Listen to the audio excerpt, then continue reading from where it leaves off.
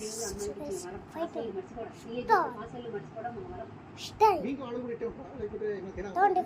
మగవాళ్ళు కూడా ఇట్నే ఉంటారా? ఏమన్నా తేడా ఉంటారా ఫ్రెండ్స్ చెప్పండి. గుండమామిడి కొమ్మ మీద గూళ్ళు రెండున్నాయి.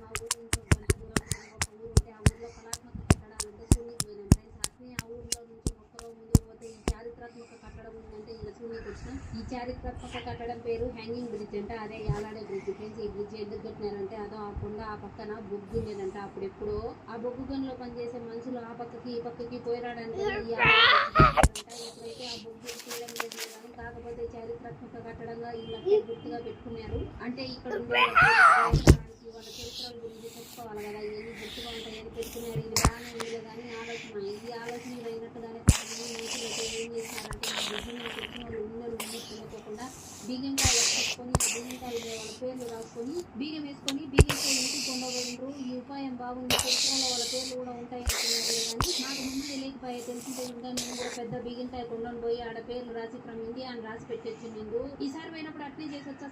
హై ఫ్రెండ్స్ అందరు బాగుండాలా? ఎడిక్కా పోయినామనుకో వచ్చి ఈరోజు అప్పుడు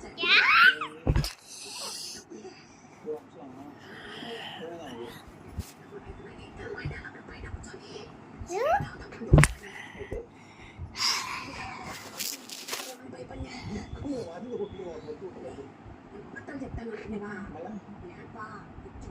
పోలీస్ అయితే కూడా వచ్చిండు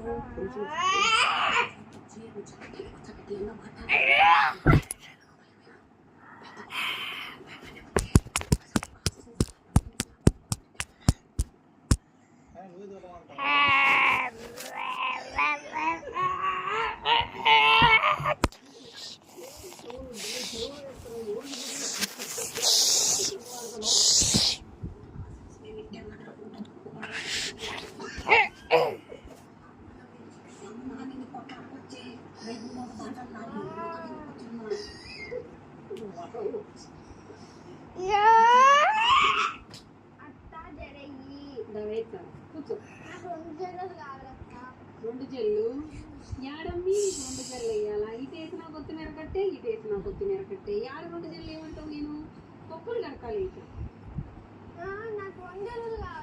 యాడమ్మి వెయ్యాలి. లేదంటే సౌరం ఉంది ఇంట్లో, సౌరం ఎక్కడ మిమ్మల్ని అడిగి సౌరం పెట్టి రెండు జల్లు